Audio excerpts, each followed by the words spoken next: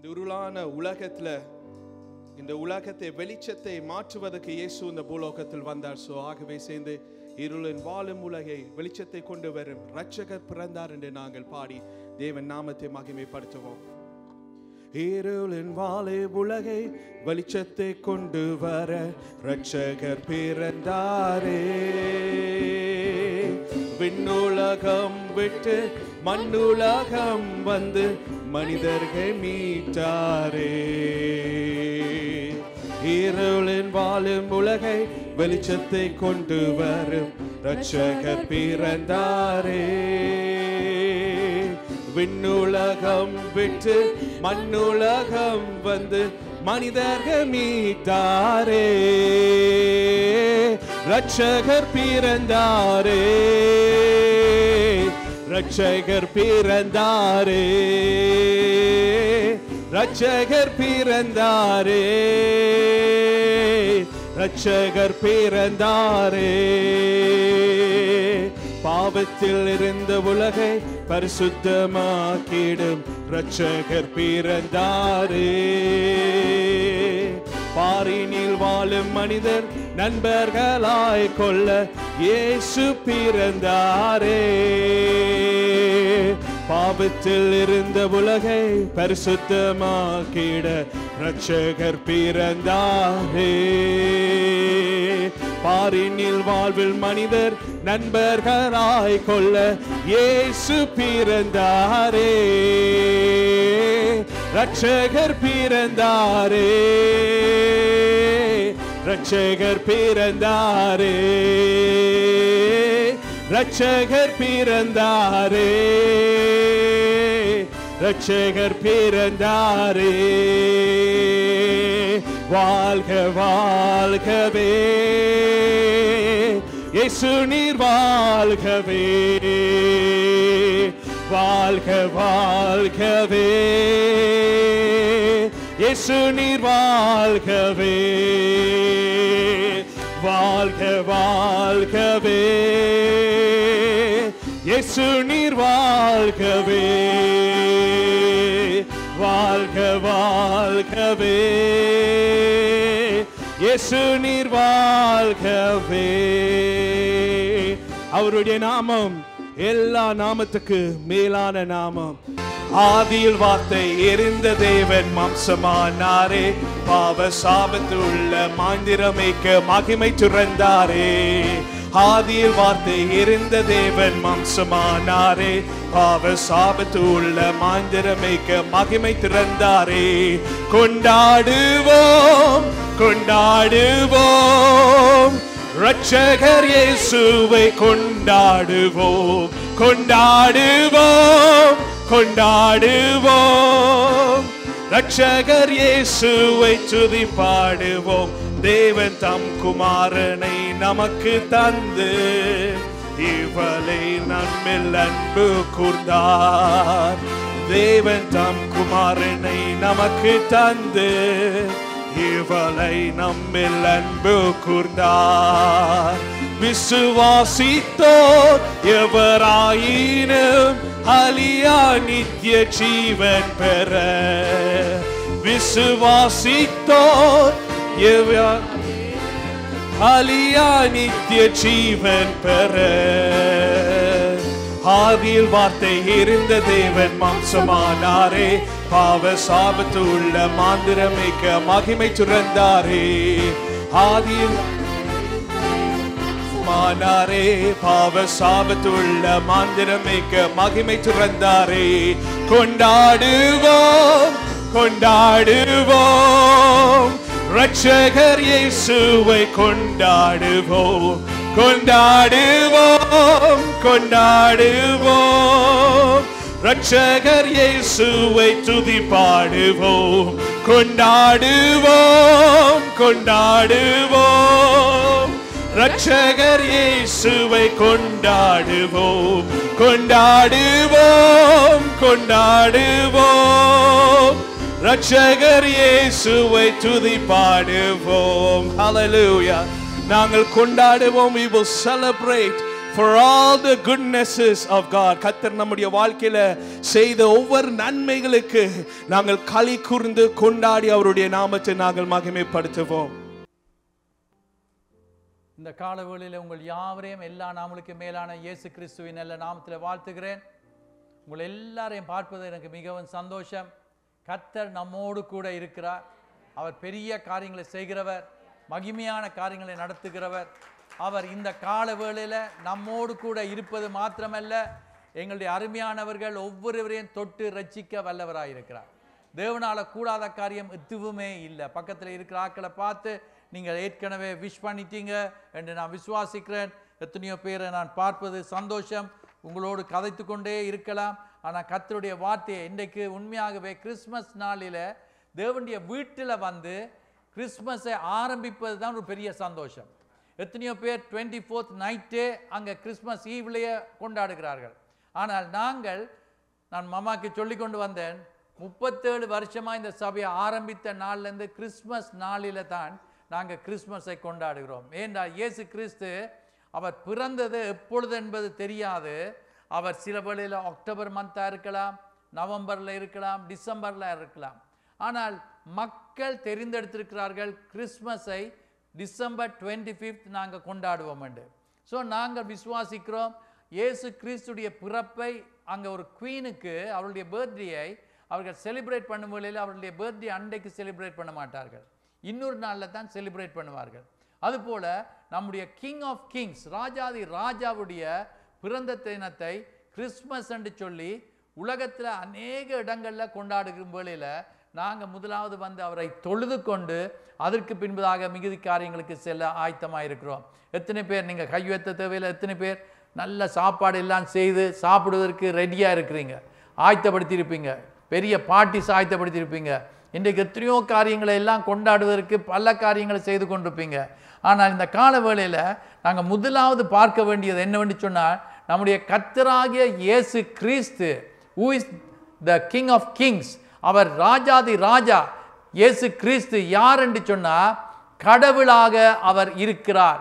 யோவான் 1ஆம் அதிகாரத்தில் நாங்கள் பார்க்கிறோம், ஆதியில் வார்த்தை இருந்தது, அந்த வார்த்தை தேவனிடத்தில் இருந்தது, அந்த வார்த்தை தேவனாய் இருந்தது. அந்த வார்த்தை 14ஆம் வசனத்தில் அந்த வார்த்தை நமக்குள்ள மாம்சமாகி நமக்குள்ள வாசம் செய்துட்டது. அப்படி என்று சொன்னால் இயேசு கிறிஸ்து கடவுள் இந்த உலகத்துக்கு வருவதை குறித்து நாங்கள் பார்க்கும் வேளையில் அதை வடிவாக நினைத்து பார்த்து யோசித்து கற்பனை செய்தாலும் விளங்கவே முடியாது. சர்வ வல்லவர், எங்களை சிருஷ்டித்தவர், உலகங்களை சிருஷ்டித்த தேவன், அந்த தெய்வம் துதிகளின் மத்தியில் வாசம் செய்கிறவர், ஒளியில வாசம் செய்கிறவர், அவரே ஒளியாயிருக்கிறார். அப்படிப்பட்ட தெய்வம் இந்த உலகத்துக்கு ஏன் வர வேண்டும் என்று சொல்லி பார்க்கும் வேளையில் அவர் எங்கள் மேல அன்பு கூர்ந்ததின் நிமித்தமாக தேவனுடைய வார்த்தையில் நாங்கள் பார்க்கிறோம். 1 யோவான் 4ஆம் அதிகாரம் 9ஆம் வசனத்தை நாங்கள் காணக்கூடியதாக இருக்கிறது. என்னன்னு சொன்னால், கடவுள் தமிழ் வாசியங்கள் எடுத்தவர்கள் யாராலும் இருந்தால் எடுத்து வாசியுங்கள். 1 யோவான் 4ஆம் அதிகாரம் 9ஆம் வசனம். 1 John chapter 4 verse 9. யார் என்றாலும்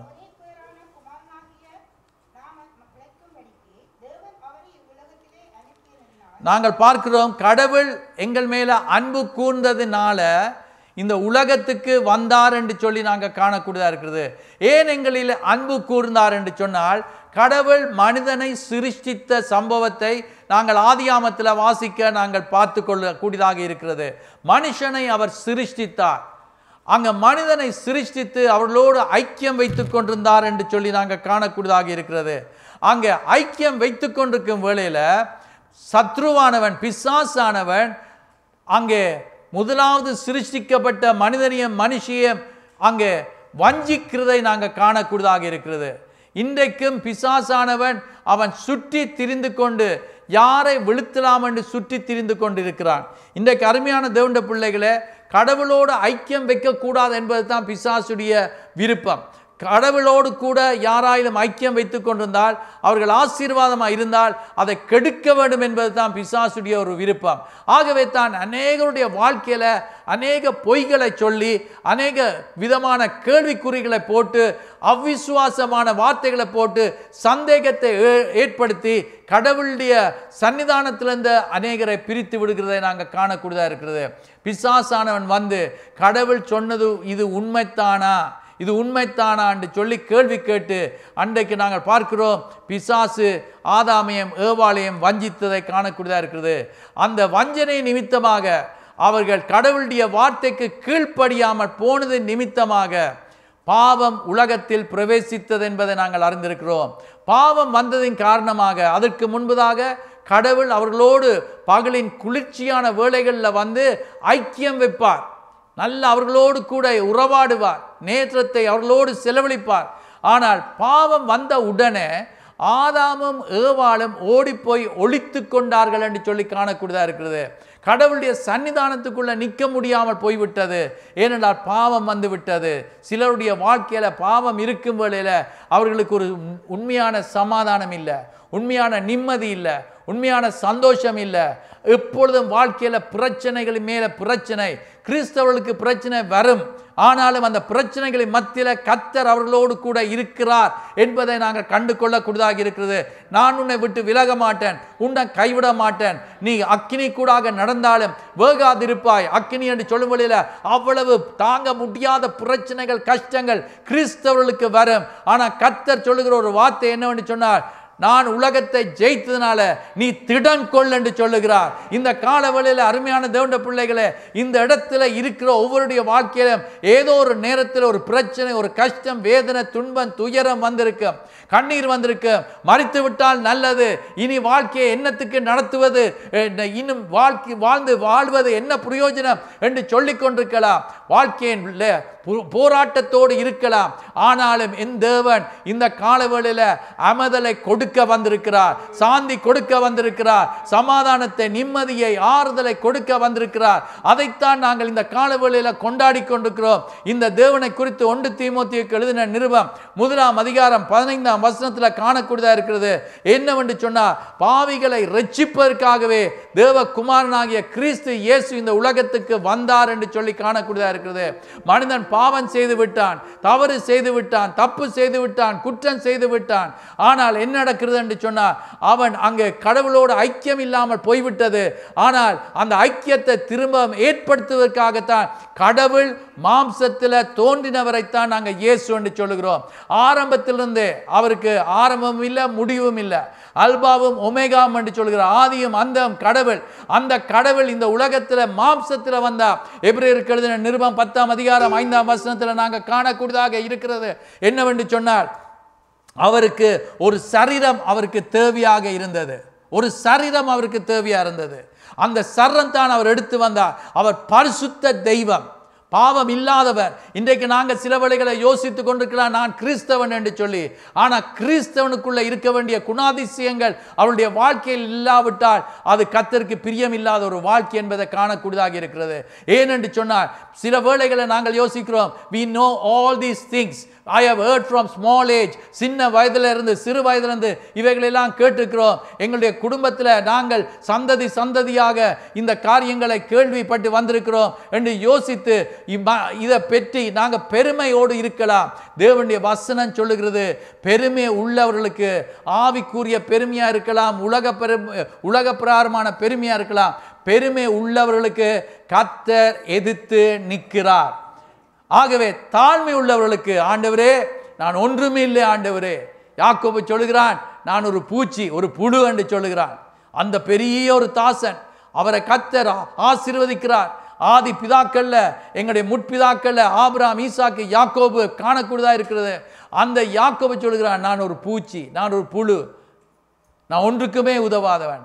ஆண்டவர் அவனை எடுத்து வல்லமையா பாவித்தது போல யாரெல்லாம் தாழ்மையாக இருக்கிறோமோ அவர்களை ஆண்டவர் எடுத்து பாவிக்க சித்தமுள்ளவராயிருக்கிறார். கிறிஸ்து இயேசுவானவர், அவர் தம்மை தாழ்த்தினார், மரண பரியந்தமும், சிலுவையின் மரண பரியந்தமும் தம்மை தாழ்த்தினார் என்று சொல்லி காணக்கூடியதாக இருக்குது. இந்த காலவெளியில் கிறிஸ்துவின் அன்பை நாங்கள் எவ்வளவு தான் எழுதினாலும், ஒரு பக்தன் எழுதுகிறார், இந்த மரங்கள் எல்லாவற்றையும் பேனாவாக்கினாலும், அங்கே கடலில் இருக்கிற தண்ணீர் எல்லாவற்றையும் மையாக்கினாலும், அங்கே வானத்தை அங்கே தாளாக்கினாலும் அவருடைய அன்பை எழுதி முடிக்க முடியாது என்று சொல்லி, அப்பேற்பட்ட அன்புள்ள தெய்வம் இந்த உலகத்துக்கு வந்ததை குறித்து யோவான் 3ஆம் அதிகாரம் 16ஆம் வசனத்தில் காணக்கூடியதாக இருக்கிறது. ஜான் சாப்டர் 3:16, தேவன் தம்முடைய ஒரே பேரான குமாரனை விசுவாசிக்கிறவன் எவனோ அவன் கெட்டு போகாமல் நித்திய ஜீவனை அடையும்படி அவரை தந்தருளி இவ்வளவாய் உலகத்தில் அன்பு கூர்ந்தார். எங்கள் மேல அவர் அன்பு கூர்ந்தது நிமித்தமாக இன்றைக்கு கிறிஸ்துமஸை நாங்கள் கொண்டாடும் வேளையில் எங்களுக்கு தெரியும் இயேசு கிறிஸ்து பிறந்தார் என்று சொல்லி. சில வேளைகளில் சிலர் என்ன செய்கிறார்கள், அவர் ஒரு சாராருடைய கடவுள் என்று சொல்லி யோசிக்கிறார்கள். ஆனால் அவர் முழு உலகத்தையும் சிருஷ்டித்த தெய்வம் என்று சொன்னார். எல்லாவற்றுக்கும் கடவுளாக இருக்கிறவர். அவர் எங்கள் மேல அன்பு கூர்ந்தது நிமித்தமாக அவர் இந்த உலகத்தில் வந்தார் என்பதை காணக்கூடியதாக இருக்கிறது. ஆதியாகமம் 3ஆம் அதிகாரம் 6ஆம் வசனத்தில் நாங்கள் பார்க்கிறோம், கடவுள் சொன்னபடி அங்கே ஆதாமும் ஏவாளும் கீழ்ப்படியாமல் அங்கே அவர்கள் அந்த கனியை புசித்தது நிமித்தமாக ஆண்டவர் சொல்லுகிறார். ஆதியாகமம் 2ஆம் அதிகாரம் 17ஆம் வசனத்தை எடுத்தவர்கள் வாசிப்பீங்கள் என்று சொன்னால் ஆண்டவர் இவ்விதமாக சொல்லுகிறார், ஆனாலும் நன்மை தீமை அறியத்தக்க விருட்சத்தின் கனியை புசிக்க வேண்டாம், அதை நீ புசிக்கும் நாளிலே சாகவே சாவாய் என்று கட்டளையிட்டார். அங்க சொன்னார், நீ இந்த கனியை சாப்பிடுகிற நாள்ல புசிக்கிற நாள்ல சாகவே சாவாய் என்று சொல்லும் வழியில் 2 மரணங்கள் ஏற்படுகிறதை காணக்கூடியதா இருக்கிறது. அவருடைய moral and spiritual death அவர்களுக்கு இருக்கிறது. முதலாவது ஆவிக்குரிய மரணம் ஏற்பட்டதை காணக்கூடியதா இருக்கிறது. ஆவிக்குரிய மரணம் என்று சொல்லும் வழியில் கடவுளோடு எங்களுக்கு ஐக்கியம் வைக்க முடியாமல் இருக்கிறது. கடவுளோடு எங்களுக்கு ஐக்கியம் இல்லை. இன்றைக்கு அருமையான தேவனுடைய பிள்ளைகளை, இந்த இடத்துல நாங்கள் வாழ்ந்து கொண்டிருக்கிற நாங்கள், இந்த இடத்துல இன்றைக்கு இந்த ஆராதனையில் கலந்து கொள்கிற நாங்கள், கடவுளோடு எங்களுக்கு ஐக்கியம் இருக்கிறதா? கடவுள் எங்களோடு பேசுகிறதை நாங்கள் கேட்கக்கூடியதா இருக்கிறதா? நான் கடவுளோடு பேசுகிறேனா என்பதை நாங்கள் காணக்கூடியதா இருக்கிறது. அது இல்லாவிட்டால் இந்த காலவேளையில் அதை குறித்துத்தான் இந்த காலவேளையில் நாங்கள் பேச கர்த்தர் எங்களுக்கு கிருபையளித்திருக்கிறார். அங்கே நாங்கள் பார்க்கிறோம் என்னவென்று சொன்னால் பிசிக்கல் டெத் ஏற்படுகிறதை காணக்கூடியதாக இருக்கிறது. ஆகவே கடவுளோடு கூட இருக்கிற அந்த ஐக்கியத்தை பிசாசானவன் கெடுக்கிறது போல இன்றைக்கு அநேகருடைய ஜீவியத்தில் பிசாசானவன் தேவனோடு இல்லாமல் இருப்பதற்கு அநேக தந்திரமான வழிகளை சொல்லி கொடுத்து அநேகரை ஏமாற்றி கொண்டிருக்கிறான். பிசாசானவன் பொய்யனும் பொய்யுக்கு பிதாமாயிருக்கிறான். இது சத்தியம். பிசாஸ் என்று ஒருவன் இருக்கிறான், உண்மை. அவனுக்கு தூதர்கள் என்று இருக்கிறார்கள், உண்மை. அசுத்தாவிகள், கடவுள் என்று சொல்லுகிறவர் இருக்கிறார், உண்மை. பரிசுத்த தேவ தூதர்கள் இருக்கிறார்கள் என்பது உண்மை. இதை நீங்கள் ஏற்றுக்கொள்ளுகிறீங்களோ இல்லையோ, இது சத்தியம். ஆகவே தான் நாங்கள் பார்க்கிறோம், இயேசுவின் வார்த்தைகளின்படி ரோமருக்கு எழுதின நிருபத்தில் 8ஆம் அதிகாரத்தை நாங்கள் வாசித்து பார்க்கும் வேளையில் 5ஆம் வசனம் தொடக்கம் 8ஆம் வசனம் மட்டும் நாங்கள் வாசிக்க கேட்க போகிறோம். ரோமர் 8ஆம் அதிகாரம் 5ஆம் வசனம் தொடக்கம் 8ஆம் வசனம் வரையும் வாசிக்க கேட்போம். சொல்லப்படுகிறது, அன்றியும் மாம்சத்தின்படி நடக்கிறவர்கள் மாம்சத்துக்கு ஏற்றபடி நடக்கிறவர்கள் என்றால் எங்களுடைய சொந்த விருப்பங்களின்படி நடக்கிறவர்கள், எங்களோட மனம் கேட்கிறபடி எல்லாத்தையும் செய்கிறவர்கள். எங்களோட மனம் எல்லாவற்றையும் சொல்லும், அதை செய், இதை செய், இப்படி செய், அவனை அடி, இவனை கொள்ளு, இவனுக்கு எதிர்த்து பேசு, இவனை தூசி, இவன் சொல்றத கேட்காத, ரெண்டு அப்பா அம்மாவை மரியாதை கொடுக்காத, நீ இப்படி செய்ய மனம் எல்லாம் சொல்லி கொண்டிருக்கும். இது பிசாசு. மாம்சத்தின் கிரியைகளை குறித்து நாங்கள் பார்க்கும் வேளையில் சொல்லப்படுகிறது. வாசியங்கள், மாம்சத்தின்படி நடக்கிறவர்கள் மாம்சத்துக்குரியவர்களாக இருக்கிறார்கள், ஆவியின்படி நடக்கிறவர்கள் ஆவிக்குரியவர்கள். அங்க நாங்கள் பார்க்கிறோம், ஆவியின்படி நடக்கிறவர்கள் என்று சொன்னால் கடவுள் எங்களோடு பேசுகிறார். உன் தாயின் தாப்பனையும் கனம் பண்ணு, ஆலயத்துக்கு வருவதை நீ நிறுத்தாத, யார் என்ன சொன்னாலும் நீ கடவுளை தொழுது கொள்ளு, நீ எந்த இடத்திலிருந்து வந்தாயோ அந்த இடத்துல உண்மையாயிரு, நீ எத்தனையோ ஆசீர்வாதங்களை பெற்றிருக்கிறாய், நன்றி உள்ளவனாயிரு, கடவுள் எங்களுக்கு ஆசீர்வாதங்களை கொடுத்திருக்கிறார். மாம்சத்தின்படி நடக்கக்கூடாது, ஆவியின்படி நடக்க வேண்டும் என்று சொல்லப்படுகிறது. அடுத்த வசனம் பாருங்க, மாம்ச சிந்த மரணம், ஆவியின் சிந்தியோ ஜீவன். மாம்சத்தின்படி நடக்கும் வேளையில அவன் கடவுளோடு ஐக்கியம் வைக்க முடியாமல் இருக்கிறது, அவன் மரித்தவனாக இருப்பான் என்று சொல்லும் வேளையில மாம்சத்தின்படி அல்ல, ஆவிக்குரிய விதத்தில் அவன் மரித்தவனாக இருக்கிறான். அவனுக்குள்ள ஜீவன் இல்லை, நித்திய வாழ்வு இல்லை. இன்றைக்கு அருமையான தேவனுடைய பிள்ளைகள் அடுத்த வசனத்தை வாசித்து பார்க்கும் வேளையில எப்படி என்றால், மாம்ச சிந்தை தேவனுக்கு விரோதமான பகை இல்ல. 7ஆம் வசனம்,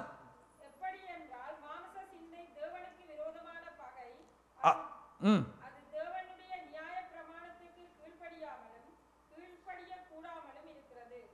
மாம்சத்துக்குட்பட்டவர்கள் தேவனுக்கு பிரியமாக இருக்க மாட்டார்கள். மாம்சத்தின்படி நடக்கிறவர்கள் கடவுளுக்கு பிரியமாக இருக்க மாட்டார்கள். இன்றைக்கு நாங்கள் கடவுளுக்கு பிரியமாய் நடக்க எங்களை ஒப்பு கொடுப்பதற்காக கர்த்தர் இந்த காலவெளியில் எங்கள் மேலே கிருபையாக இருந்து தயவாக இருந்து எங்களோட பேச விரும்புகிறவராக இந்த காலவெளியில் பேசிக்கொண்டிருக்கிறார். அதுதான் அவர் இந்த உலகத்துக்கு வந்தார். ஏசாயாவின் புஸ்தகம் 59ஆம் அதிகாரம் அங்கே 2ஆம் வசனத்தை வாசித்து படித்து பார்க்கும் வேளையில் சொல்லப்படுகிறது, எங்களுடைய அக்கிரமங்கள் எங்களுடைய பாவங்கள் கடவுளுக்கும் எங்களுக்கும் இடையில பிரிவினையை ஏற்படுத்துகிறது. கடவுளுடைய எங்களுடைய ஜெபங்களை கேட்க முடியாதபடி அது தடை செய்து கொண்டிருக்கிறது என்பதை காணக்கூடியதாக இருக்கிறது. ஆகவே தான் நாங்கள் பார்க்கிறோம் என்னவென்று சொன்னால், ஆதியாகமம் 3ஆம் அதிகாரம் 15ஆம் வசனத்தில் கடவுள் சொல்லுகிறார், இந்த பாவத்தை நீக்குவதற்கு முதலாவது கொடுக்கப்படுகிற ஒரு வாக்கு தத்தத்தை காணக்கூடியதாக இருக்கிறது. ஆகவே தான் கடவுள் இந்த உலகத்துக்கு வருவதை குறித்து எத்தனையோ ஆண்டுகளுக்கு முன்பதாக, ஆயிரக்கணக்கான ஆண்டுகளுக்கு முன்பதாக சொல்லப்பட்டதை நிறைவேற்றுவதை நாங்கள் இந்த காலவெளியில் நாங்கள் கொண்டாடுகிறவர்களாக இருக்கிறோம். ஏசாயாவின் புஸ்தகம் 7ஆம் அதிகாரத்துக்கு நாங்கள் திருப்பிக் கொள்வோம் என்று சொன்னால் 14ஆம் வசனத்தை வாசித்து பார்க்கும் வேளையில் ஐசியா சாப்டர் 7 verse 14ல 14ஆம் வசனம் இப்படியாக சொல்லுகிறது, வாசியுங்கள். ஆதலால் ஆண்டவர் தாமே உங்களுக்கு ஒரு அடையாளத்தை கொடுப்பார், இதோ ஒரு கன்னிகை கற்பவதியாகிய ஒரு குமாரனை பெறுவார், அவருக்கு இம்மானுவேல் என்று பெயரிடுவாய். நாங்கள் பாடல்களை பாடும் வேளையில் இம்மானுவேல் என்று சொல்லி நாங்கள் பாடினோம். என்றால் தேவன் நம்மோடு கூட இருக்கிறார் என்று சொல்லி நாங்கள் காணக்கூடியதாக இருக்கிறது. மத்தேயு 1ஆம் அதிகாரத்தை நாங்கள் வாசிக்க கேட்டோம். மத்தேயு 1ஆம் அதிகாரம் 20ஆம் வசனம் தொடக்கம் 23ஆம் வசனம் மட்டும் வாசித்து பார்க்கும் வேளையில் அங்கே நாங்கள் காணக்கூடியதாக இருக்கிறது. என்னவென்று சொன்னால் 23ஆம் வசனத்தில் அங்கே 21ஆம் வசனத்தில் அவள் ஒரு குமாரனை பெறுவாள், அவருக்கு இயேசு என்று பெயரிடுவாயாக. ஏனென்று சொன்னால் அவர் தமது மக்களுடைய ஜனங்களின் பாவங்களை நீக்கி அவளை ரட்சிப்பார். பாவங்கள்லேருந்து விடுதலை கொடுக்கக்கூடியவர் இயேசு கிறிஸ்து ஒருவருக்கு மாத்திரம். அதனால தான் இந்த உலகத்தில் அவர் வந்து மனிதனாக உலகம் முழுவதிலையும் சுற்றி திரிந்து நன்மை செய்கிறவராக திரிந்தார் என்பதை காணக்கூடியதாக இருக்கிறது. பிசாசின் கட்டுகளுக்குள்ள இருந்தவர்களை அவர் விடுதலை செய்தார் என்று சொல்லி காணக்கூடியதாக இருக்கிறது. பாருங்கள், வெளிப்படுத்தல் 20ஆம் அதிகாரம் 10ஆம் வசனத்தை வாசித்து படித்து பார்க்கும் வழியில் சத்ருவானவனை கர்த்தர் மேற்கொண்டிருக்கிறார். ஆனால் இன்னும் சத்ருவானவன் பிசாசவன் இன்னும் அவிழ்க்கப்பட்டிருக்கிறதுனால தான் எங்களுக்கு இவ்வளவு பிரச்சனை. பாருங்கள், நீங்கள் தேசங்களில் பாருங்கள் எத்தனை யுத்தங்கள் நடக்கிறது. அநியாயமாக பாவம் இல்லாதவர்கள், தவறு செய்யாதவர்கள் எப்படியெல்லாம் கொல்லப்படுகிறார்கள் என்பதை காணுகிறீர்கள். உலகத்தில் எவ்வளவு திடீரென்று அழிவுகள் ஏற்படுகிறது. இதெல்லாம் பிசாசுடைய கிரியைகள். பிசாசானவனை குறித்து வேத புஸ்தகம் சொல்லுகிறது, அவன் திருடவும் கொல்லவும் அழிக்கவும் தான் வருகிறான்.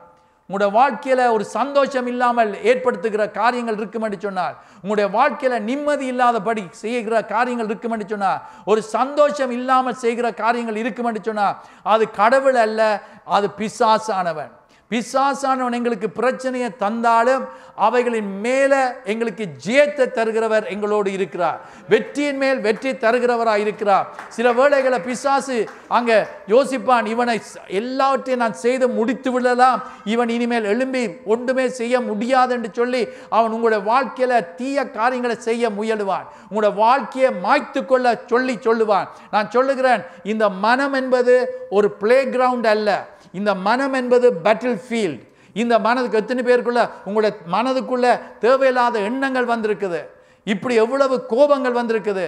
தேவையில்லாத எண்ணங்கள் வரும் வேளையில் உங்களை டிப்ரெஷனுக்குள்ள கொண்டு போம் பிசாசு. நான் சொல்லுகிறேன், பிசாசுக்கு எதிர்த்து நில்லு, அப்பொழுது அவன் ஓடி போவான். எங்களுடைய சபையில் எத்தனையோ பிள்ளைகள் நீங்க இருக்கிறீங்க, எவ்வளோ கஷ்டங்கள், பிரச்சனைகள், வேதனைகள், துன்பங்கள் எல்லாமே போய்விட்டது என்று சொல்லுகிற சூழ்நிலையில ஆண்டவர் அதிசயத்தை நடப்பித்து அற்புதத்தை நடப்பித்து பயப்படாது என்று சொல்லி கரம் பிடித்து உங்களை தூக்கி எடுத்து இன்றைக்கு கண்மலையாகிய இயேசு கிறிஸ்து மேல நிறுத்தி வைத்து நீங்க பிரகாசிக்கிற ஒரு நட்சத்திரத்தை போல ஆண்டவர் உங்களை ஆசீர்வதித்திருக்கிறார் அல்லவா. இந்த காலவெளியில அந்த இயேசுவை குறித்து தான் நாங்கள் பார்க்கிறோம். அவர் எங்களுக்கு உதவி செய்வதற்காக, கடவுள் இந்த உலகத்தில் வந்தவர் உதவி செய்வதற்காக வந்தார். வெளிப்படுத்தல் 20:10 சொல்லப்படி பார்க்கிறோம். என்னவென்று சொன்னால், பிசாசானவனை ஆண்டவர் என்ன செய்வார், அக்கினியும் கந்தகமும் எரிகிற கடல்ல அங்கே தள்ளி போட போகிறார். அதுக்கு பின்பதாக எங்களுடைய வாழ்க்கையில் அங்கே நிம்மதி இருக்கக்கூடியதாக, ஆண்டவராய் இயேசுவோடு கூட நாங்கள் என்றென்றைக்கும் வாசம் செய்யக்கூடியதாக இருக்கும் என்பதை நான் விசுவாசிக்கிறேன். அருமையான தேவனுடைய பிள்ளைகளை, பைபிளை ஒவ்வொன்றாக படித்து படித்து பார்க்கும் வேளையில் இப்பொழுது சொல்லப்பட்ட காரியங்கள், இப்பொழுது நடந்து கொண்டிருக்கிற காரியங்கள் எல்லாம் ஏற்கனவே சொல்லப்பட்டிருக்கிறது. இதெல்லாம் ஆரம்பம்தான். இன்னும் அதிகரிக்க போகிறது. இன்னும் பிரச்சனைகள், கஷ்டங்கள், வேதனைகள் அதிகரிக்க போகிறது. ஆனால் தேவனுடைய பிள்ளைகளை, இன்றைக்கு நான் சொல்லுகிறேன், பயப்படாத. கர்த்தர் நம்மோடு கூட இருக்கிறார். கர்த்தர் நம்மோடு கூட இருக்கிறார். இம்மானுவேல் என்று சொல்லும் வேளையில் கர்த்தர் எங்களை கைவிடவே மாட்டார். அவர் எங்களை வழி நடத்துகிறவராக இருக்கிறார். நாங்கள் காணக்கூடியதாக இருக்கிறது. யோவான் 3ஆம் அதிகாரத்துக்கு திருப்பிக் கொள்வோம். யோவான் எழுதின சுவிசேஷம் 3ஆம் அதிகாரம். இதை வாசிக்க நாங்கள் கேட்க போகிறோம்.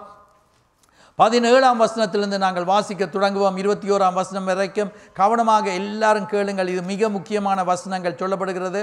உலகத்தை ஆக்கினைக்குள்ளாக தீர்க்கும்படி தேவன் தம்முடைய குமாரனை உலகத்தில் இயேசு இந்த உலகத்துக்கு ஆக்கினைக்குள்ளாக உலகத்தை தீர்ப்பதற்காக வராமல், அவராலே உலகம் ரட்சிக்கப்படுவதற்காகவே தான் இயேசு இந்த உலகத்தில் வந்தார்.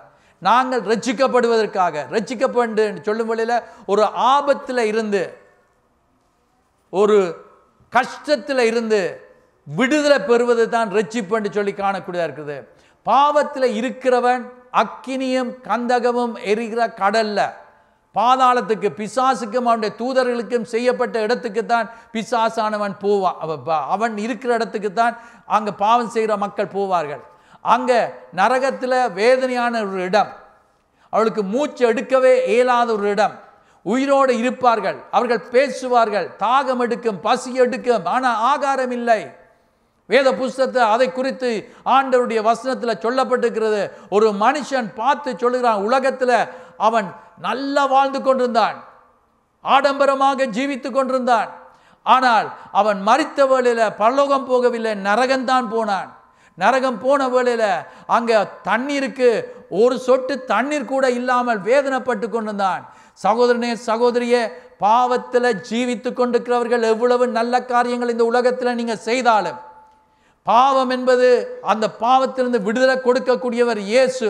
உங்களுடைய உள்ளத்துக்குள்ளே ஏற்று அவருடைய வார்த்தையின்படி நடப்போம் என்று சொன்னால் மாத்திரமே எங்களுக்கு பரலோக ராஜ்யம் இருக்கிறது. இல்லை என்று சொன்னால் நரகம். சில வேளைகள் எத்தனையோ பிள்ளைகள் பெற்றாருக்கு கீழ்ப்படுகிறது இல்லை. ஐ நோ என்று சொல்லி போட்டு யூ டோன்ட் நோ எனிதிங். எங்களையெல்லாம் யோசிக்கிறது நாங்கள் மடையரண்டு, தாங்கள் தான் புத்திமான்கள் என்று யோசிக்கிறது. ஆகவே என்னன்னு சொன்னால் ஐநோ, எது சொல்ல போனாலும் ஐநோ. கேட்டுருக்கிறீங்களா? கையெழுத்த வேண்டாம். பிள்ளைகள் சொல்லும் ஐநோ, நீங்கள் சொல்ல தேவையில்லையாண்டு. இன்றைக்கு நான் சொல்லுகிறேன் என்னவென்று சொன்னால், எத்தனையோ பேர் இவ்விதமாக தான் நான் பிரசங்கம் பண்ணி கொண்டிருக்கும் வேலையிலே who is this man to say to us என்று சொல்லி போட்டு இருக்கலாம். ஆனால் நான் சொல்லுகிறேன், God is using right now this man of God to proclaim the word of God. ஆண்டவருடைய வார்த்தையை சொல்லி கொடுக்கிறதுக்கு கர்த்தர் இந்த மனுஷனை பாவிக்கிறார். கழுதை கூடாக கர்த்தர் பேசுவார் என்று சொன்னால் அது குறித்து நீங்கள் யோசிப்பீங்க, என்னடா கழுதையை குறித்து சொல்லுகிறார் என்று. ஒரு கழுதை ஒரு நாள் வாயை திறந்து பேசிச்சான். அதுபோல கடவுள் இந்த நாளில் இந்த கழுதையை கொண்டு பேசுவார், பேசிக்கொண்டிருக்கிறார், இன்னமும் காரியங்களை நடப்பிப்பார். ஆகவே நான் சொல்லுகிறேன் என்னவென்று சொன்னால், அங்கு அந்த மனுஷன் தவித்து கொண்டிருந்தானா, துடித்து கொண்டிருந்தானா. அவன் சொல்லுகிறான், எனக்கு 5 சகோதரர் இருக்கிறார்கள், அவர்கள் இந்த இடத்துக்கு வராதபடி நீர் ஒருக்க அனுப்பும் இந்த லாசரு என்று சொல்லப்படுகிற மனுஷனை என்று சொல்லி. இந்த லாசரு உயிரோடு இருக்க இந்த ஐஸ்வர்யவான் ஒரு நாளும் சாப்பாடு கொடுக்க இல்லையா, ஒரு நாளும் அவனுக்கு இறங்கினது இல்லையா, ஒரு நாளும் கஷ்டப்பட்டு அவனுக்கு உதவி செய்தது இல்லையா. அவன் அவ்விதமாக வாழ்ந்து கொண்டுதான். சகோதரனே, சகோதரியே, இன்றைக்கு கஷ்டப்படுகிறவர்களை நாங்கள் கவனிக்கிறோமா, உதவி செய்கிறோமா, அல்லாவிட்டா பழி வாங்குகிற குணத்தோடு நாங்கள் ஜீவித்து கொண்டிருக்கிறோமா? இன்றைக்கு அருமையான தேவனுடைய பிள்ளைகளை, இந்த மனுஷன் துடித்து கொண்டிருந்தான். அந்த இடத்துக்கு தான் ஒருவரும் போகக்கூடாது என்பதற்காக இயேசு இந்த உலகத்தில் மனிதனாக அவதரித்து வந்தார் என்று சொல்லி பார்க்கிறோம். அவர் இந்த உலகத்தில் இயேசு இருக்கும் வேளையில் நாங்கள் பார்க்கிறோம், நன்மை செய்கிறவராக சுற்றி திரிந்தார் என்று சொல்லி காணக்கூடியதாக இருக்கிறது. 1 யோவான் 3ஆம் அதிகாரம் 8ஆம் வசனம், 1 யோவான் 3:8 சொல்லப்படுகிறது, அவர் பிசாசுடைய கிரியைகளை அழிப்பதற்கே தேவகுமாரன் வந்தார். பிசாசானவன் செய்து கொண்டு தொந்தரப்படுத்தி, பிரச்சனைப்படுத்தி, கஷ்டப்படுத்தி, குடும்பத்தில் பிரிவினைகளை ஏற்படுத்தி, சபைகளில் பிரச்சனைகளை ஏற்படுத்தி, இப்படி செய்கிற அந்த பிசாசுடைய கிரியைகளை அழிப்பதற்கு தான் இயேசு கிறிஸ்து வந்தார். இன்றைக்கு அவர் சாதாரணமானவர் அல்ல, அவர் கடவுள். மரித்தேன் ஆனால் சதா காலங்களில் உயிரோடு இருக்கிறேன் என்று சொல்லுகிறவர். அவர் உயிரோடு இருக்கிற தெய்வம். நாங்கள் கூப்பிட்டால் பதில் கொடுப்பார். எங்களை பார்த்து கொண்டிருக்கிற தெய்வம், எங்களுக்கு உதவி செய்கிற தெய்வம். எங்களுடைய திராணிக்கு மேலாக சோதனைக்கு இடம் கொடுக்க மாட்டார். எங்களுடைய வாழ்க்கையில வெற்றிகரமான வெற்றியை மேல் வெற்றியை தருகிறவராய் இருக்கிறார். இன்றைக்கு இந்த அருமையான கால வேளையில் நாங்கள் வாசித்து பார்க்கும் வேளையில் வேத புஸ்தகத்தில் லூக்கா எழுதின சுவிசேஷம் 7ஆம் அதிகாரம் 11ஆம் வசனத்திலிருந்து வாசித்து பார்க்கும் வேளையில் நாயின் என்று சொல்லப்படுகிற ஒரு ஊரில் ஒரு கைப்பெண், அதாவது ஒரு விதவை இருந்தாள். அவளுக்கு ஒரு பிள்ளை, ஒரு மகன் இருந்தான். அந்த ஒரே மகனில் அவன் நம்பிக்கை வைத்து கொண்டிருந்திருப்பாள். நிச்சயமாக அந்த மகன் ஒரு நாள் இறந்து விட்டான். இறந்த வேளையில் இவருடைய வாழ்க்கையை எல்லாமே தலையே சுற்றி இருக்கும். யோசிச்சு பாருங்க, நீங்க நம்பி இருக்கிற வேலை. நேற்று ஒரு குடும்பம் எங்களுடைய வீட்டுக்கு வந்தார்கள். சொன்னார்கள், அக்டோபர் மாதத்தில் திடீரென்று அவருக்கு வேலை இல்லாமல் போய்விட்டது. ஆனால் ஆண்டவருடைய மகா பெரிய கிருபையினால அவர் சொன்னார், இப்பொழுது எனக்கு வேலை ஒன்று கிடைத்திருக்கிறது என்று. யோசிச்சு பாருங்க, வேலை இல்லாமல் போனால் எப்படி மார்ட்கேஜை பே பண்ணுறது? எப்படி உங்களுடைய பில்ஸை பே பண்ணுவீங்க? என்ன செய்ய முடியும்? எவ்வளவு கஷ்டம் பாருங்க. நம்பி இருக்கிற வேலையை போய்விட்டது என்றால் இந்த தாயானவள், என்ற மகன் எனக்கு இருக்கிறான், எனக்கு புருஷன் இல்லை, ஆனால் என்ற மகன் எனக்கு உதவி செய்வான் என்று சொல்லி நம்பி இருந்திருப்பாள். ஆனால் அவள் செத்த உடனே முழு உலகமுமே அவளுக்கு காரிருள் போல் வந்திருக்கும். இனிமேல் நாம் வாழ்வதில் என்ன பிரயோஜனம்? ஏன் நாம் வாழ வேண்டும்? இனி என்ன செய்ய என்று சொல்லி அழுது கொண்டு புலம்பிக் கொண்டு இனி கொண்டு போய் அடக்கம் செய்வதற்காக போய்கொண்டிருக்கும் வழியில் இயேசு அந்த கூட்டத்தை சந்தித்தார். அவர் பார்த்தார், அந்த கூட்டம் வந்து கொண்டிருக்கிறது. அடக்கம் செய்யப்பட கொண்டு போகிற வாலிபனை பாடியில் கொண்டு போய் கொண்டிருக்கிறார்கள். இயேசு அந்த பாடியை தொட்டு நிப்பாட்டினார். எல்லாரும் நின்றார்கள். நின்றவுடனே இயேசு அந்த தாயை பார்த்து சொன்னார், அழாது என்று சொன்னார். இந்த காலவெளியில் உங்களோட வாழ்க்கையில் கிறிஸ்மஸுக்காக நல்ல வடிவாக உடுப்புகள் எல்லாம் உடுத்து நல்ல சாப்பாடு எல்லாம் சாப்பிட்டு நல்ல சந்தோஷமாக இருக்கணும் என்று சொன்னாலும் வாழ்க்கையில் சில வேளையில் இந்த கண்ணீர் இருக்கலாம், வேதனை இருக்கலாம், தனிமை இருக்கலாம். சில வேளை எங்களை சுற்றிலும் நிறைய பேர் ஃப்ரெண்ட்ஸ் இருப்பாங்க, எங்களோட ரிலேட்டிவ்ஸ் இருப்பாங்க, குடும்பம் இருக்கலாம். But you can feel the loneliness. சில வேளைகளில் தனிமை உங்களை வாட்டி கொண்டிருக்கும். இந்த காலவெளியில் அருமையானவரே, கர்த்தர் சொன்னார், அழாது என்று சொன்னவர். இந்த காலவெளியில் உங்களுடைய வாழ்க்கையில் வந்திருக்கிற எல்லா பிரச்சனைகள், பிள்ளைகள் சில வேளை கீழ்ப்படியாமல் இருக்கலாம், சில வேளைகளில் சகோதரர் உங்களை புறக்கணித்து தள்ளி இருக்கலாம், சில வேளைகளில் புருஷன் மனைவிக்கிடையில் ஒரு சந்தோஷம் இல்லாமல் இருக்கலாம். ஆனால் ஆண்டவர் சொல்கிறார், அழாத, உண்ட வாழ்க்கையை நான் மாற்றுவதற்கு நான் வந்திருக்கிறேன், உன்னுடைய ஜீவியத்தில் நன்மைகளை செய்ய போகிறேன். இந்த இடத்துக்கு வந்து உண்மையாக சொல்லுங்க பாப்போம், இந்த சபையில் வந்து இயேசுவை ஏற்றுக்கொண்டு இயேசுவின் வார்த்தைகளின்படி நடந்து ஆண்டவர் உங்களுக்கு ஆசீர்வாதத்தை தந்திருக்கிறார் என்று சொல்லுகிறார். மாத்திரம் உங்களோட கரங்களை உயர்த்தி காண்பீங்க பாப்போம். பாருங்கள், எவ்வளவு கரங்களை கீழே விடுங்கள். இது கர்த்தர் தான் செய்கிறது, ஒரு மனுஷன் அல்ல. நீங்கள் இதில் வாட்சி பார்ப்பீங்க, இது ஒரு மனுஷனுடைய ஊழியம் அல்ல, இது பரிசுத்த ஆவியானுடைய ஊழியம். சில ஆட்கள் யோசிக்கிறது பாஸ்டர் சாலமன் அருமநாயகமுடைய ஊழியம் என்று. ஸோ என்னோட கோவிச்சு கொண்டு என்னை இல்லாமல் ஆக்கிடுவோனும், இவரை இல்லாமல் ஆக்கிட்டா சபையை உடைஞ்சிடும் என்று சொல்லி. அன்றைய பாஸ்டர் பால் தங்கியா பெரிய ஒரு ஊழியக்காரர், அவர் வந்திருந்து சொன்னார், ஒரு 50 பேர் 100 பேர் கனடாவை விட்டுட்டு போயிட்டா கனடா உடைஞ்சா போகுது என்று சொல்லி அவர் சொன்னது நான் யோசிச்சு பார்த்தா அது உண்மைத்தான். இன்றைக்கு அருமையான தேவனுடைய பிள்ளைகளை, இது தேவன் கட்டி எழுப்புகிற ஊழியம். கர்த்தர் சபையை நிறுத்துகிறவர், ஆசீர்வதிக்கிறவர். இன்றைக்கு உங்களுடைய கண்ணீரை துடைக்கிற தேவன் இந்த இடத்துல வந்திருக்கிறார். உங்களுடைய வேதனையை நீக்கிறவர் வந்திருக்கிறார். அந்த ஸ்திரிக்கு அந்த மரித்து போன மகனை உயிரோடு எழுப்பி கொடுக்கும் வேளையில் அவளுக்கு எவ்வளவு சந்தோஷம். அதுதான் நாங்கள் லூக்கா எழுதின சுவிசேஷம் 2ஆம் அதிகாரத்தில் மிகுந்த சந்தோஷத்தை கொண்டு வந்திருக்கிற ஒரு நல்ல செய்தி. இயேசு பிறந்திருக்கிறார், இயேசு உயிரோடு இருக்கிறார். நாங்கள் வாசித்து பாருங்கள், மார்க் எழுதிய சுவிசேஷத்தில் 5ஆம் அதிகாரம் 22ஆம் வசனத்திலிருந்து வாசித்து பார்க்கும் வேளையில் மார்க் சாப்டர் 5 அங்கே 22ஆம் வசனத்திலிருந்து வாசித்து பார்க்கும் வேளையில் சொல்லப்படுகிற ஒரு சம்பவத்தை காணக்கூடியதாக இருக்கிறது. நான் அதை சுருக்கமாக சொல்லிட்டு போறேன். ஒரு தலைவன், ஜெபாலய தலைவன், அவன் ஓடி வருகிறான். இயேசுவை குறித்து கேள்விப்பட்டான். இயேசு வல்லவர், அவர் சர்வ வல்லவர், அவரால் கூடாத காரியம் ஒன்றுமில்லை, அதிசயங்களை நடப்பிக்கிறார், அற்புதங்களை நடப்பிக்கிறார் என்று சொல்லி கேள்விப்பட்டு இயேசுடைய பாதத்தில் வந்து விழுந்து அவரை சொல்கிறான், எனக்கு இருக்கிற ஒரு மகள், அவள் இறந்து கொண்டிருக்கிறாள், செத்து கொண்டிருக்கிறாள், வந்து எனக்கு தயவு செய்து உதவி செய்யும் என்று சொல்லி அங்கே போய்கொண்டு இயேசு சரி நான் வாரன் என்று போய்கொண்டிருக்கிற வேளையில் கொஞ்சம் தாமதமாகுது. அந்த மனுஷனுடைய வீட்டிலிருந்து செய்தி வருகிறது, அந்த போதகரை இயேசுவை இனி கஷ்டப்படுத்த வேண்டாம், உங்களோட பிள்ளை இறந்து விட்டது, முடிந்து விட்டது, எல்லாம் க்ளோஸ், சாப்டர் க்ளோஸ் என்று சொல்லுவாங்க, அது மாதிரி எல்லாம் முடிந்தது என்று சொல்லு. அந்த சத்தத்தை அந்த வார்த்தைகளை இயேசு கேள்விப்பட்டு அந்த மனுஷனை பார்த்து சொன்னார். என்னவென்று சொன்னார்? உடனே அந்த வார்த்தைகளை கேட்டு ஜெபாலய தலைவனை பார்த்து சொன்னார், பயப்படாத, விசுவாசம் உள்ளவனாயிரு. இந்த வார்த்தைகள் கர்த்தர் இந்த காலவெளியில் சொல்லுகிறார். அவர் கண்ணீரை துடைக்கிறது மாத்திரமல்ல, அவர் உங்களுக்கு சொல்லுகிறார், இட் இஸ் இம்பாசிபிள் என்று நீங்கள் சொல்லிக் கொண்டிருக்கலாம். All things are possible with Jesus Christ. If only you believe, நீ விசுவாசித்தால் தேவனால கூடாத காரியம் ஒன்றுமே இல்லை. அவர் சொல்லுகிறார் என்ன? நீ பயப்படாத, விசுவாசம் உள்ளவனாயிரு. விசுவாசம் என்பது கண்களினால காண்பது அல்ல, ஆனால் காண முன்பதாகவே நம்பிக்கையில் உறுதி. என்னென்றா, இட் வில் ஹேப்பன். என்னுடைய மகன் இயேசுவின் பிள்ளையாக மாறுவான், என்னுடைய பிள்ளை இயேசுவின் பிள்ளையாக மாறுவான் என்று சொல்லி உங்களுக்கு ஒரு நம்பிக்கை இருக்கிறது. அதுதான், அதை கர்த்தரால செய்ய முடியாத ஒன்றுமில்லை.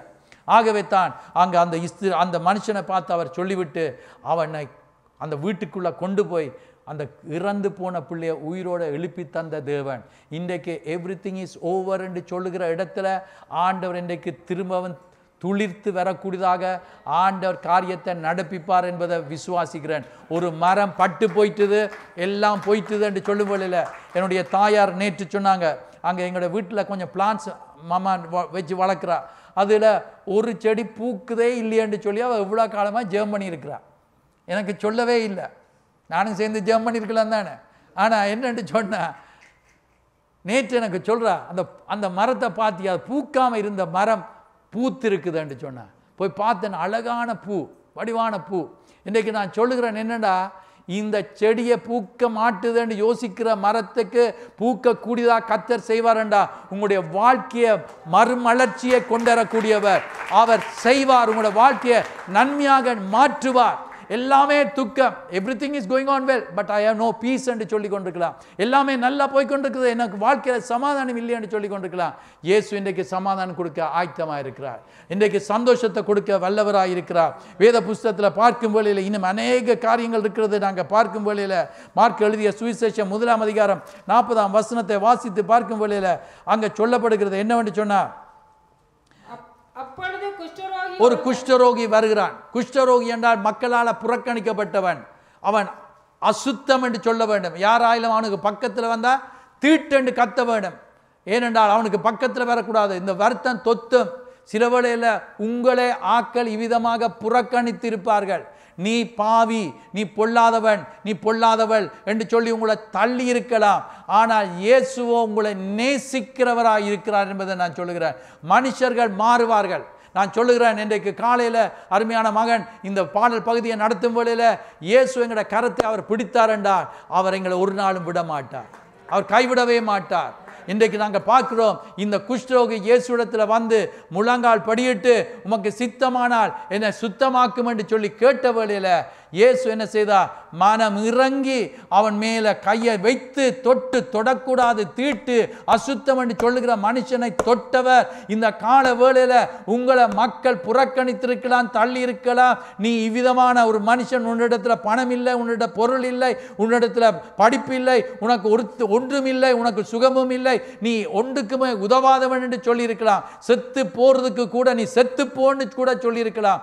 ஆனால் இயேசுவண்டல் வரும் வேளையில் அவன் மேல கையை வைத்தது போல குஷ்ரோகி மேல உங்கள் மேல மனதுருகிற தேவன். அதுதான் அன்பின் தெய்வம் என்பதை பார்க்கிறோம். அவர் எங்கள் மேல அன்பு கூர்ந்த தெய்வம், அன்பு கூறுகிற தெய்வம். அந்த மனுஷனை தொட்டு எனக்கு சித்தம் உண்டு, சொஸ்தமாக என்று சொல்லும் வழியில், சுத்தமாக என்று சொன்ன வழியில் அவன் சுகமாகினது போல உங்களுடைய வாழ்க்கையில என் இயேசு உங்களை தன்னுடைய மார்போடு அரவணை வைக்கிறவராக இருக்கிறார்.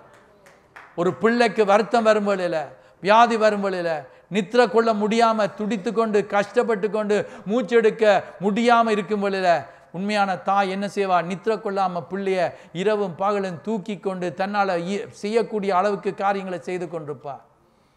ஆனாலும் அந்த தாய் மறந்தாலும், அந்த உலகத்திலேயே தாயுடைய அன்பு பெரிதான அன்பு, ஆனால் அந்த தாயுடைய அன்பு மாறினாலும் என் இயேசுவின் அன்பு மாறாதது. எங்களுக்கு ஒரு பாடல், தெரிந்த ஒரு பாடல், நாங்கள் எப்பொழுதும் பாடுவோம். அந்த பாடலை எல்லாரும் சேர்ந்து நாங்கள் இப்பொழுது பாடுவோம். ஒரு தாய் தேற்றுவது போல் என் நேசர் தேற்றுவார். ஒரு தாய் தேற்றுவது போல் என் நேசர் தேற்றுவார். மார்போடு அணைப்பாரே, மனக்கவலை தீர்ப்பாரே. மார்போடு அணைப்பாரே, மனக்கவலை தீர்ப்பாரே. ஒரு தாய் தேற்றுவது போல் என் நேசர் தேற்றுவார். அல்லேலூயா, அல்லேலூயா, அல்லேலூயா, அல்லேலூயா. நான் சொல்லுகிறேன், புறக்கணிக்கப்பட்டவர்களை இயேசு நேசிக்கிறவராயிருக்கிறார். மனிதர்கள் புறக்கணிக்கிறவர்களை என் தேவன் கைவிடாமல் இருப்பார். அவர் உன்னை தூக்கி உயர்த்துவார். புழுதில இருந்து பிரபுக்களோடு உட்கார பண்ணுகிற தெய்வம். மந்தையை மேய்த்து கொண்டிருந்த இடையன் தாவீதை ராஜாவாக மாற்றின தேவன். என் தேவனால கூடாத காரியம் ஒன்றும் இல்லை. ஒன்றையும் குறித்து கவலைப்பட வேண்டாம், ஒன்றையும் குறித்து வேதனைப்பட்டு கொண்டிருக்க வேண்டாம், எதையும் குறித்து நீங்க கலங்கி கொண்டிருக்க வேண்டாம். உங்களை ஆண்டவர் இந்த காலவெளியில தம்முடைய மார்போடு அரவணைத்து, மகனே மகளே அழாத என்று சொல்லி உங்களை தேற்றுகிறவர் இந்த காலவெளியில் இருக்கிறார். கிறிஸ்மஸ் அன்றைக்கு சந்தோஷத்தை, மிகுந்த சந்தோஷத்தை கொடுக்கத்தான் இயேசு வந்திருக்கிறார். யோவான் எழுதின சுவிசேஷம் 8ஆம் அதிகாரத்தில் பார்க்கிறோம். ஒரு ஸ்திரியை அங்க வேதபாரர் பிடித்து கொண்டு வந்து விபச்சாரத்தில் கையும் மையுமாக கொண்டு வந்து பிடித்து கொண்டு வந்திருக்கிறோம். இப்பொழுது கல்லறிய வேண்டும், இவர்களை கொல்ல வேண்டும் என்று சொன்னார்கள். மனிதர்கள் இவ்விதமாகத்தான் உங்களுக்கு சில வேளையில் தீங்களை செய்து இனிமேல் நீ வாழக்கூடாது என்று சொல்லுவார்கள். நான் சொல்லுகிறேன், அப்படி தள்ளப்பட்ட அந்த ஸ்திரியை பார்த்து கர்த்தருடைய வசனத்தை படித்து பார்க்கும் வேளையில் ஆண்டவர் சொல்லுகிறார், உங்களில் பாவம் இல்லாதவன் எவனோ அவன் முதலாவது கல்லறிய கடவன். இந்த காலவேளையில் நான் சொல்லும் போது நான் இதை பயம் இல்லாமல் சொல்லுவேன், உங்களில் பாவம் இல்லாதவன் யார் இருந்தாலும் முதலாவது எடுத்து குற்றத்தை சாட்டு. இல்லை என்று சொன்னால் ஆண்டவர் சொன்ன உடனே எல்லாரும் கல்லை எல்லாம் கீழே போட்டு விட்டு போய்விட்டார்கள். அந்த தேவன் தான் உங்களோடு இருக்கிறார். இவன் ஒரு மோசமான மனுஷன், இவன் ஒன்றுக்குமே உதவாதவன், இவனை விட்டுட்டு வெளியே வான்னு சொல்லி சில வேளைகளில் தங்களுடைய சகோதரிக்கோ தங்களுடைய மனைவிக்கோ அதாவது அவருடைய குடும்பத்தினருக்கு சொல்லக்கூடும். ஆனால் நான் சொல்லுகிறேன், அந்த மனுஷனையும் கர்த்தர் மாற்ற வல்லவராய் இருக்கிறார். அந்த ஸ்திரியை பார்த்து அவர் சொன்னார், உண்மையில குற்றம் சாட்டினவர்கள் எங்கே? நானும் குற்றம் சாட்ட இல்லை, ஆனால் இனி பாவம் செய்யாத. இன்றைக்கு தங்களில் பெரிய பாவம் இருக்கும், ஆனால் பிரதர் என்று சொல்லி குற்றங்களை சாட்டுகிறவர்கள் அநேகர் இன்றைக்கு இருக்கிறார்கள், பெரிய நீதிமான்கள்.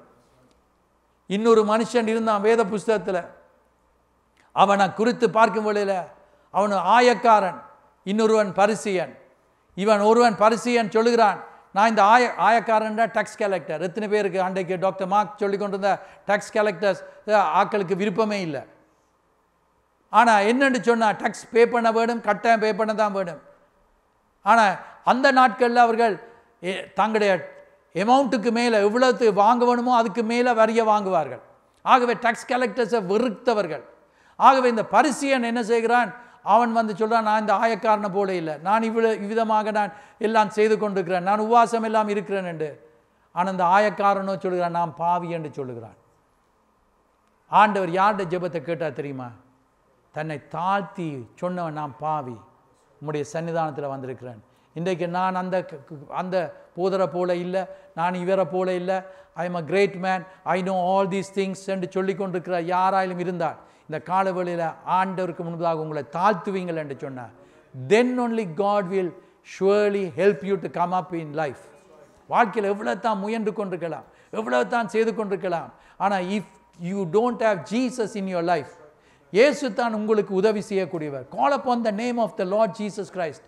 அவர் உங்களை ரட்சிக்க வல்லவராக இருக்கிறார். ரட்சிப்பு கொடுக்கிறது என்று சொன்னால் பாவத்திலிருந்து மாத்திரமில்லை, ஆபத்துகள்லேருந்து, பிரச்சனைகள்லேருந்து. ஒரு குடும்பம் எனக்கு சொன்னார்கள், அவர்கள் ஹாலிடேஸுக்கு போய் அங்கே ஸ்விம் பண்ணிக்கொள்ள தண்ணிக்குள்ளே போன வழியில் திடீரென்று தண்ணி இழுக்க ஆரம்பித்தது.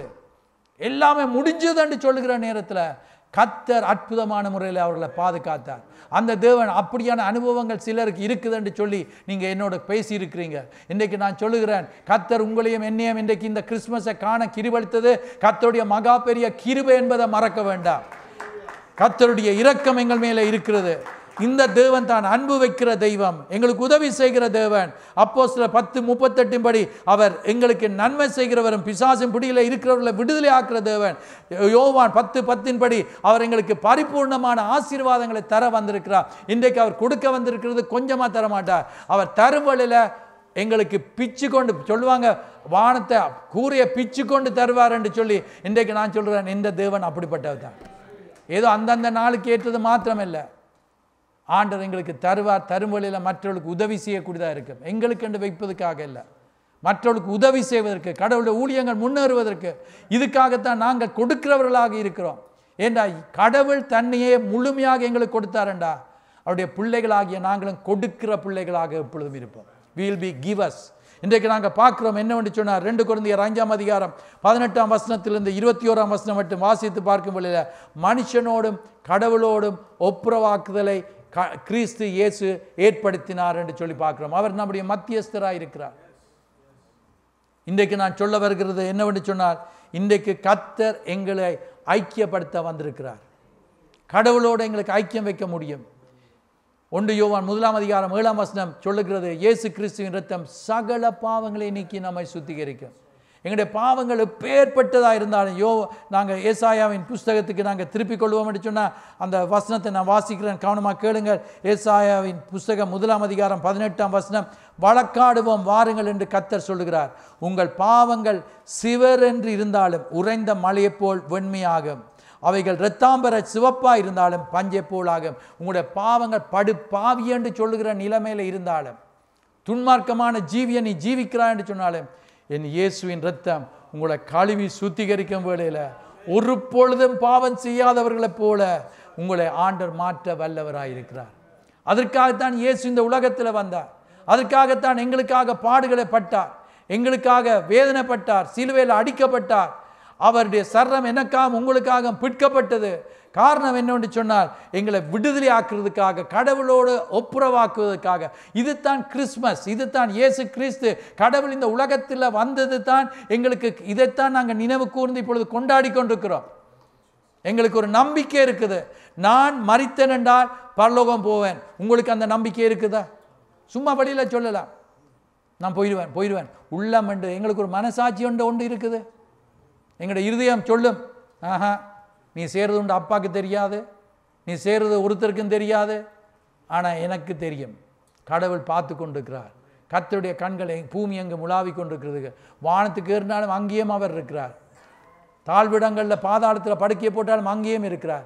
கர்த்தருக்கு மறைவாக எங்கேயும் போக முடியாது.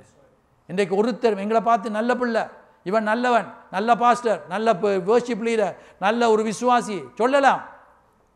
ஆனால் நான் சொல்லுகிறேன் என்னவென்றா, கர்த்தர் என்னையும் உங்களையும் பார்த்து என்ன சொல்லுகிறார்? இன்றைக்கு உங்களுக்கு அந்த நிச்சயம் இருக்குதா? என்னுடைய ஜீவன் திடீரென்று சொல்லி நின்றுது என்று சொன்னார். எனக்கு சொன்னார்கள், அண்மையில் ஒரு வாலிப சகோதரன், அவன் படுத்திருந்தானாம். தாய் சொன்னதாம், அவன் படுத்திருக்கிறான் என்று வேலைக்கு போக வேண்டும் என்று அவள் போய்விட்டார்.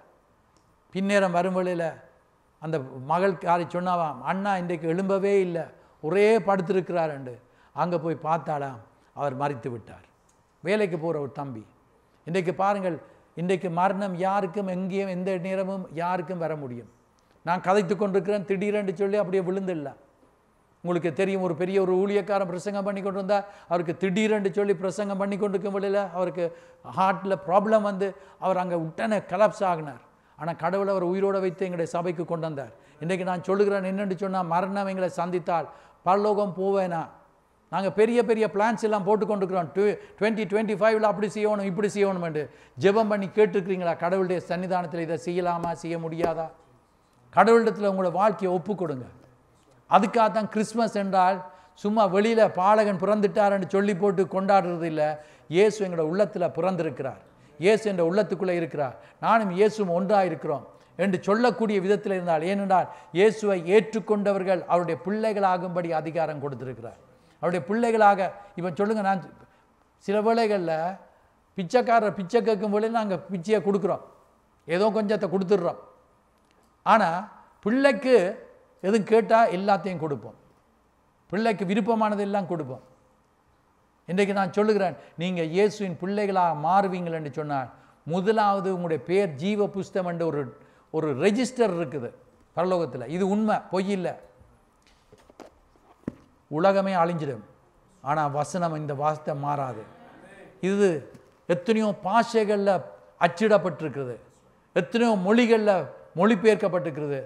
எல்லா புக்ஸ்லேயும் இந்த புத்தகம் தான் வில்பட்டு கொண்டிருக்குது. ஏனென்றா இது உண்மை, மாறாது. நான் சிறு வயதில் இருந்த புஸ்தகம், இதை மாற்றி அடிக்கவில்லை, அதே புஸ்தகம்தான். இலங்கையில் ஒரு வேதாமம், கனடாவில் இன்னொரு வேதாமம் என்றதல்ல. எங்கே போனாலும் பைபிள் பைபிள் தான். இது தான் எங்களை நியாயம் தீர்க்க போகிறது. எங்கள் எல்லாருக்கும் ஒரு தேவதூதன் இருக்குது என்பதை நான் விசுவாசிக்கிறேன். நான் விசுவாசிக்கிறது எல்லாருக்கும் ஒரு தேவதூதன் இருக்குது. நான் மரிக்கும் வேளையில் அந்த தேவதூதன் நான் இயேசுவின் பிள்ளையாக இருந்தால் என்னை பரலோகத்துக்குள்ளே ஆஷா பண்ணி கொண்டு போவோம். ராஜாதி ராஜாவுடைய சமத்துக்குள்ளே நான் போவேன். இல்லை என்று சொன்னால் அந்த தேவதூதன் வந்து ஒரு நபர் மரித்து போனார், ஆனால் இயேசுவின் பிள்ளை இல்லையண்டா அந்த தேவதூதன் ஒன்றுமே செய்ய முடியாது. பிசாசுகள் வந்து, நான் புஸ்தங்களும் கணக்க காரியங்கள் வாட்சி பார்த்துருக்கிறேன், கேட்டிருக்கிறேன். இந்த பிசாசுகள் வந்து கூட்டி கொண்டு போகும் என்று சொல்லும் வேளையில் அக்கினியின் கந்தகம் எரிகிற கடலில் நிம்மதி இல்லாமல் துடிச்சு கொண்டு இருப்பாங்க. அதால தான் இந்த உலகத்திலேயே நாங்கள் எங்களோட வாழ்க்கையை கர்த்தரோடு சரிப்படுத்தி கொண்டு வாழ வேண்டும். I am my boss. I can do whatever I want. This is my car. This is my petrol. This is my road. This is my money. Whatever I want, I will do. Who is there to ask me anything? I am a millionaire. ஒருத்தரும் என்னை கேட்டுக்கொண்டு இருக்க முடியாது. நான் இந்த விருப்பப்படி நடப்பேன். இன்றைக்கு நான் கேட்குற ஒரு காரியம் என்னென்னா, இன்றைக்கு உங்களுடைய ஜீவன் உங்களுடைய சரத்தை விட்டு பிரிந்தால் எங்கே போவீங்க? அதனால தான் ஒருத்தர் நரகம் போகக்கூடாது என்பதுக்காகத்தான் இயேசு உலகத்தில் பிறந்தார். அதுதான் இன்றைக்கு நாங்கள் கொண்டாடுகிறோம். That's why we are celebrating Christmas. இன்றைக்கு நீங்கள் எல்லாரும் வந்திருக்கிறீங்க கிறிஸ்மஸை கொண்டாடுவதற்கு. I am so happy to see all of you. So the joy of the Lord will fill your hearts when you accept Jesus Christ. இயேசுவை உங்களுடைய சொந்த கடவுளாக இரட்சகராக ஏற்றுக்கொள்ளும் வேளையில் உங்களுடைய உள்ளத்தில் ஒருத்தராலும் கொடுக்க முடியாத சமாதானம் உங்களுக்கு கிடைக்கும். ஒரு சந்தோஷம் உண்டு உங்களை நிரப்பும். உங்களுக்கு ஒரு அஷூரன்ஸ் இருக்கும், ஒரு நம்பிக்கை இருக்கு. I know my name is written in the book of lambs of God. ஆண்டவருடைய ஜீவ புஸ்தகத்தில் எழுதப்பட்டிருக்குது. when you die and you go to heaven, முதலாவது நேம பார்த்தா Solomon Arumanayagam, yes sir, you get into the kingdom where I have prepared for you. நீ எனக்காக ஆயத்தம் பண்ணியிருக்கிற இடத்துக்கு வாண்டு சொல்லி உனக்காக ஆயத்தம் பண்ண இடத்துல வந்து பங்கு பெறுன்னு சொல்லுவார். உங்களோட பேர் ஜீவ புஸ்தகத்தில் எழுதப்பட்ட நிச்சயம் இல்லாவிட்டால், if you are not sure that your name is written in the Lamb's book of life, ஜீவ புஸ்தகம், இது ஒரு புத்தகம் இருக்குது, இதுக்குள்ள சொல்லி இருக்குது. அதில் எழுதுனா நிச்சயம் இல்லையென்று சொன்னால் சிம்பிள் திங் என்ன செய்யணும் என்று சொன்னால், இயேசுவின் பாவங்களை எனக்கு மன்னியும், இயேசுவின் உள்ளத்துக்குள் வாரும், என்னுடைய இரத்தத்தினால் கழுவி சுத்திகரியும் என்று கேட்க வேண்டியதுதான். அவர் உங்களுடைய உள்ளத்துக்குள்ளே வந்து வாசம் செய்யும் வழியில் already the name has been return, so and so is my child. So heaven is prepared for you. உங்களுக்கு ஒரு இடம் இருக்குது. So have that assurance. இதோட நான் நிப்பாட்ட போகிறேன். இன்றைக்கு கிறிஸ்மஸை கொண்டாடும் வேளையில் நல்ல பிரியாணியும் நல்ல ஃப்ரைட் ரைஸும் நல்ல ஸ்டேக்கும் இதெல்லாம் சாப்பிட்றத விட உங்களுக்கு கொடுக்கக்கூடிய சந்தோஷத்தை கொடுக்கக்கூடிய, we will have problems, we will have difficulties, we will surely shed tears. நாங்கள் கண்ணீரை வடிப்போம், வேதனைப்படுவோம், கஷ்டங்களுக்குள்ளாக போவோம். ஆனால் கர்த்தர் சொன்னார், நான் உன்னை விட்டு விலக மாட்டேன். ஸோ த திங் இஸ் என்னன்னு சொன்னால், இன்றைக்கு இயேசு உங்களோட உள்ளத்தில் பிறந்ததை நீங்கள் ஞாபகத்தில் வைத்து கொண்டாட வேண்டும். எல்லாரும் எழுந்து நிற்போமா, ஜெபம் பண்ண போகிறோம். ஹல்லேலூயா. எல்லாரும் கண்களை மூடி இருக்கும் போது, I don't want anyone to open your eyes. ஒருத்தரும் கண்ணை திறந்து பார்க்க வேண்டாம். Even little children, close your eyes. சின்ன பிள்ளைகளாக இருந்தாலும் எல்லாரும் கண்களை மூடிக்கொள்ளுங்கள். இந்த வேளையில் உங்களிடத்தில் ஒரு கேள்வியை கேட்க விரும்புகிறேன்.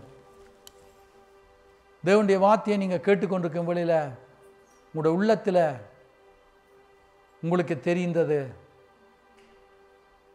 நான் இயேசுவை ஏற்றுக்கொண்டிருந்தாலும் இயேசுவை விட்டு நான் தூரம் போயிருக்கிறேன். அவருடைய வார்த்தையின்படி நடக்காமல் இருக்கிறேன். இன்னும் சிலர் நான் எப்பொழுதும் ஆலயத்துக்கு வருவதுண்டு, ஆனால் நான் இயேசுவை ஒரு நாளும் என்ற உள்ளத்துக்குள்ளே ஏற்றுக்கொள்ளவில்லை. இயேசு கிறிஸ்து ஒருவர் மாத்திரம் சொல்லியிருக்கிறார், நானே வழி, நானே சத்தியம், நானே ஜீவன், என் மூலமாக பரலோக ராஜ்யம் வர முடியும் என்று சொல்லியிருக்கிறார். ஆகவே அவரை ஏற்றுக்கொள்கிறவர்கள் பரலோகத்துக்குள்ளே போவார்கள். வார்த்தையை நான் சொல்லி கொண்டிருக்கும் வேளையில் உங்களோட உள்ளத்தில் எனக்கு இந்த நிம்மதி வேணும், எனக்கு இந்த சந்தோஷம் வேணும், எனக்கு இருக்கிற இந்த பிரச்சனைகள் எல்லாம் அகன்று போகணும், எனக்கு இந்த இயேசு வேணும் என்று சொல்லி உங்களோட உள்ளத்தில் நீங்கள் சில வேளைகளில் உங்களோட இருதயத்துக்குள்ளே நீங்கள் சொல்லி கொண்டு வந்திருப்பீங்க. இந்த கால வேளையில் என்னோடு கடவுள் பேசியிருக்கிறார். அவருடைய வார்த்தையின்படி நடக்க நான் என்னை ஒப்புக் கொடுக்கிறேன். நீங்கள் கிறிஸ்தவர்களாக இருக்கலாம், கிறிஸ்தவர்கள் அல்லாதவர்களாகவும் இருக்கலாம். யாராக இருந்தாலும் இன்றைக்கு கொடுக்கப்பட்ட வார்த்தை உங்களுக்கு பிரயோஜனமாக ஆசீர்வாதமாக கர்த்தர் உங்களோடு பேசியிருந்தால் நிச்சயமாகவே உங்களுடைய வாழ்க்கையில் ஒரு மாறுதலை ஆண்டவர் ஏற்படுத்துவார். இந்த காலவெளியில் எல்லாம் கண்கள் மூடியிருக்கும் வேளையில், தலைகள் குனிந்திருக்கும் வேளையில் நான் இயேசுவை அறிந்திருக்கிறேன், இயேசுவை குறித்து கேள்விப்பட்டிருக்கிறேன், இயேசுவில் எனக்கு ஒரு நம்பிக்கை இருக்குது. ஆனால் இயேசு என்ற உள்ளத்துக்குள்ளே நான் ஒரு நாளும் கூப்பிட்டதில்லை, அழைத்ததில்லை. இந்த இயேசு என்ற உள்ளத்துக்குள்ளே அழைக்க நான் விரும்புகிறேன். எனக்காக ஜெபம் பண்ணுங்கள் என்று சொல்லுகிற யாராலும் இருந்தால் இந்த வேளையில் கரங்களை கீழே உயர்த்துங்கள். உங்களுக்காக நான் ஜெபம் பண்ண விரும்புகிறேன். எஸ், கரங்களை கீழே விடுங்க. God bless you, God bless you, God bless you. வேறு யாரும் இருந்தால் வேறு கரங்களை உயர்த்தாதவர்கள் மாத்திரம் திரும்ப உயர்த்தலாம், மற்ற உயர்த்தினவர்கள் உயர்த்த அவசியம் இல்லை. ஆமென். Yes, God bless you. Thank you Jesus, thank you Jesus. நான் சொல்லித் தருகிற ஜெபத்தை எல்லாரும் சொல்லும்படி கேட்டுக்கொள்ளப்படுகிறீர்கள். அன்புள்ள இயேசுவே, நான் அறிந்தும் அறியாமலும் செய்த எல்லா பாவங்களையும் எனக்கு மன்னியும். இயேசுவே, என் உள்ளத்துக்குள் வாரும், என்னை உம்முடைய இரத்தத்தினால் கழுவி சுத்திகரியும். இன்று முதல் உமக்கென்று ஜீவிக்க என்னை ஒப்புக் கொடுக்கிறேன். ஆமேன். இந்த ஜெபத்தை செய்தவர்கள் உங்களுக்கு ஒரு நிச்சயத்தை சொல்லித் தருகிறேன். இது உண்மையானது. நீங்கள் கருத்தோடு இந்த ஜெபத்தை செய்திருப்பீங்கள் என்று சொன்னால் இயேசு உங்களுடைய உள்ளத்துக்குள் வந்து வாசம் செய்கிறவராக இருக்கிறார். உங்களுடைய பெயர்கள் ஜீவ புஸ்தகத்தில் எழுதப்பட்டிருக்கிறது. நீங்கள் அனுதினமும் கர்த்தருடைய வார்த்தையை படித்து ஜெபம் பண்ணி, அவரோடு ஜெபம் என்பது கடவுளோடு பேசுவது, இதை நீங்கள் செய்து வருவீர்கள் என்றால் எங்கே போனாலும் எங்கே இருந்தாலும் இயேசு உங்களோடு இருப்பார். உங்களை அவர் வழி நடத்துவார், உங்களை ஆசீர்வதிப்பார். 2025 குளோரியஸ் இயராக இருக்கும் என்பதை நான் விசுவாசிக்கிறேன். 2025 இன்றைக்கு 25th of December. அடுத்த நிமிஷமும் ஆசீர்வாதமாக இருக்கு, அடுத்த செகண்டும் ஆசீர்வாதமாக இருக்கு. Every moment with Jesus is going to be glorious. கர்த்தரோடு இருக்கிற ஒவ்வொரு செகண்டும் மகிழ்ச்சியாக இருக்கும். கர்த்தர் உங்களை ஆசீர்வதிப்பார். கண்களை மூடி தொடர்ந்து ஜெபம் பண்ண போகிறேன். இந்த வேளையில் எனக்காக ஜெபம் பண்ணுங்கள் என்று சொல்லுகிறவர்கள் யாராயும் இருந்தால், இப்பொழுது இயேசுவை ஏற்றுக்கொள்ளுகிறவர்கள் நீங்கள் கரங்களை உயர்த்தினீங்கள்.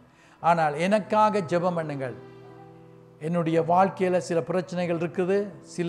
சிலவற்றை நான் சிலருக்கு சொல்லியிருக்கிறேன், சிலவற்றை நான் ஒருத்தருக்கும் சொல்லாமல் என்னுடைய உள்ளத்தில் வைத்து கொண்டிருக்கிறேன். எனக்காக இப்பொழுது ஜெபம் பண்ணுங்கள். என்னுடைய கஷ்டங்கள், வேதனைகள் எல்லாத்தையும் கர்த்தர் அகற்றுவார் என்பதை நான் விசுவாசிக்கிறேன். எனக்காக ஜெபம் பண்ணுங்கள் என்று சொல்லுகிற யாராலும் இருந்தால் உங்களோட கரத்தை உயர்த்துங்கள். உங்களுக்காக நான் ஜெபம் பண்ண போகிறேன். எஸ் எஸ், கரங்களை கீழே விடுங்க.